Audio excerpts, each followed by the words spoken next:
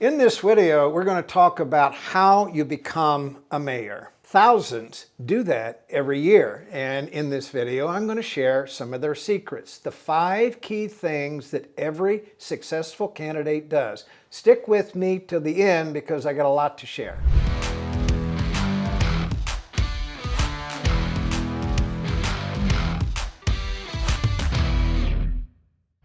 First thing we're going to talk about is the unique nature of a mayor's job, how you become well-informed before you start your campaign, how you become intricately familiar with your jurisdiction, and then we're going to talk about your campaign message, your money, and your advertising.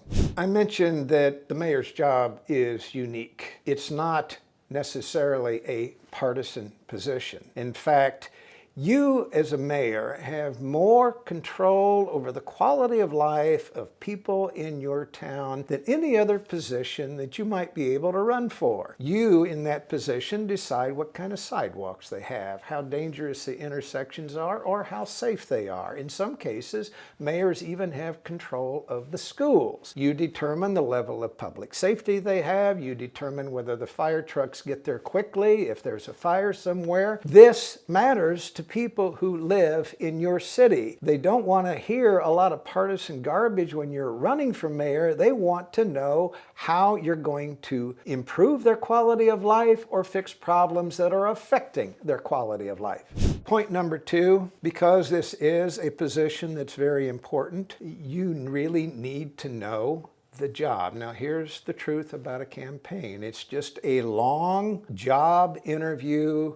It's not just one person deciding whether you get that job, it's a whole bunch of voters. And because they know this position is an important one in this community where they live, they are going to expect you to know what you're talking about. So one of the things that all candidates do is they are able to talk knowledgeably about the city, where the money comes from, what kind of tax revenue contributes to the city budget, where the city budget goes, the number of employees in the city, each department, the one that takes care of the parks, the one that keeps the streets safe, the size of the police department, the intricacies of the fire department and how they respond. If in a campaign, voters think you're clueless about that sort of thing, they're not even going to consider you seriously. So the second thing you need to do after understanding the nature of the job is understand the intricacies of the job.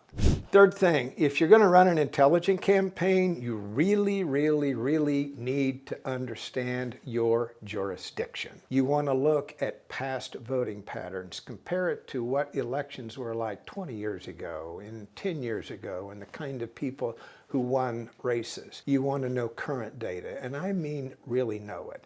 The partisan affiliation of the voters, their age, their gender, their ethnicity, their race. If you don't have that kind of information, it will be impossible for you to construct an intelligent marketing campaign. Oh, and before I continue, I've written a brand new ebook, The 12 Essential Steps to Prepare for a Political Campaign. Get that book. It's free to you. It's in the link below this video. The fourth thing I'm going to mention, this is something that the winners have in common. Here's a truth about running for office. Nobody ever gets there on their own. Everybody who wins an election has help. Most of the time, people who win races for mayor have help from very influential people, what we call opinion leaders. Now, who are they in your community? You may be running in a nonpartisan race, but there are political parties and they sometimes take an outsized interest in who is elected mayor. You may want to court the party leadership in your community. There are elected officials in your community who have an outsized influence, and they've also gone through campaigns. They probably understand things about the city that you might not. There are civic and community leaders in your community that care passionately about who the mayor is. Nonprofit organizations, service organization, the leaders of the Kiwanis Club or the Rotary Club or United Way. You need to talk to these people over the course of the campaign, and you need to enlist their help if you want to be successful. There's a truth here, and I might as well say it. There are voters, and then there are super voters. What's a super voter? It's someone who is influential, an opinion leader that affects what other voters do. You need a few of those influential people in your corner if you want to win an election.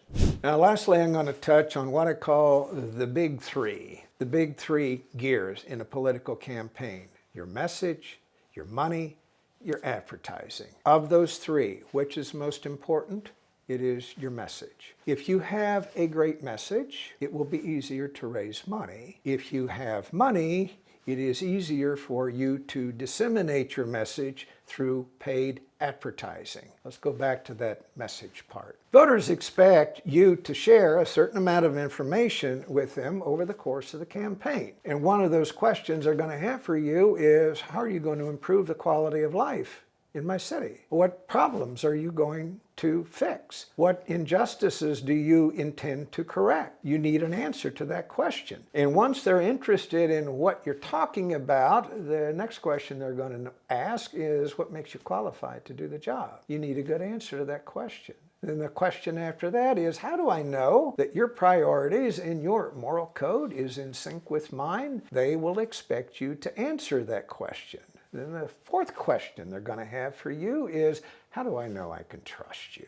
What story can you tell me that lets me know that you're going to do the right thing when I'm not watching? The fifth question they're going to have for you is, what makes you better than the other people running? What makes you better than your opponent? What I just described are the elements of a campaign message. Those 5 questions and your answers to them is your campaign message. It has to be precise.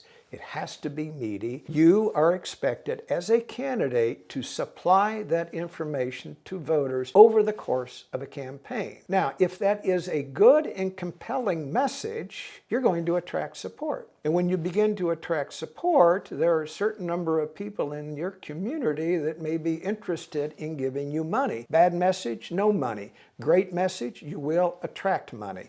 There are multiple ways to raise money in a political campaign, but the message has to be right. And finally, there's advertising. That comes down to the size of the city you live in. If it's a large city, yes, you're going to have to do some television, you're going to have to do some digital advertising, you're going to have to do some social media advertising. Radio is sometimes used in municipal races. This is how you put a successful campaign for mayor together.